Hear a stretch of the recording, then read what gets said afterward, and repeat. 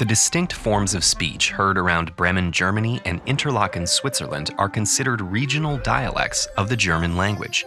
And yet, when someone from Bremen is visiting the Swiss Alps, the conversations they hear between locals will likely be incomprehensible to them. Similarly, outside of China, Mandarin and Cantonese are often referred to as Chinese dialects, but they're even more dissimilar than Spanish and Italian. On the other hand, speakers of Danish, Norwegian, and Swedish, which are recognized as three distinct languages, can usually communicate in their native tongues with little difficulty. And Turkish-language soap operas, broadcast without dubbing or subtitles, are some of the most popular shows in Azeri-speaking Azerbaijan. So, when is a form of speech considered a dialect versus a language? It seems reasonable that the degree of mutual intelligibility would determine whether two ways of speaking are classified as separate languages or as dialects of the same language. But as we've seen, there are many occasions where this is not the case.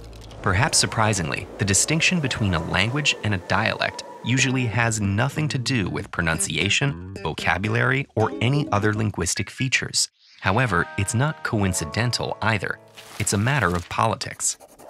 The basis for what's officially deemed a language was shaped by the emergence of European nation-states beginning around the 1500s.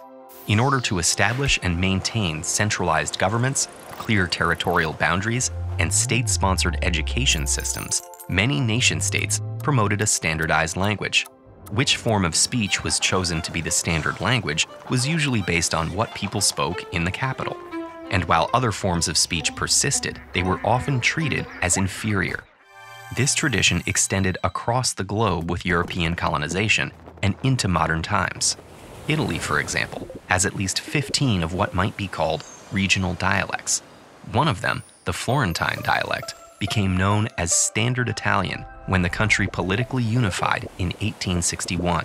It was selected because legendary authors like Dante and Machiavelli used it in their original works, and it came to represent an image of Italian national identity that some found particularly desirable.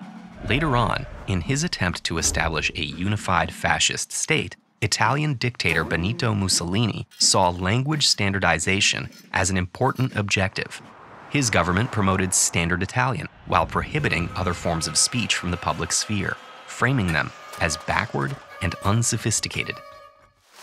In everything from job applications to court testimonies, standard languages act as gatekeepers around the world. For instance, one 1999 study showed that landlords responded to apartment inquiries based on what form of speech their prospective tenants used. When callers spoke African American Vernacular English, or AAVE, landlords were more likely to reject their inquiries. When they spoke so-called Standard American English, which is often associated with whiteness, landlords responded more positively. Both of these forms of speech are considered English dialects. In the United States, some people have cast AAVE as an incorrect or simplified version of mainstream U.S. English. But AAVE follows consistent grammatical rules, every bit as sophisticated as other forms of English. Linguists tend to avoid the term dialect altogether. Instead, many opt to call different forms of speech varieties. This way, languages are seen as groups of varieties. So the English language is made up of varieties including Standard British and American English, AAVE, Nigerian English, Malaysian English, and many others. Each has its own unique history and characteristic pronunciation, vocabulary, and grammatical structures. But the dividing line between varieties is murky.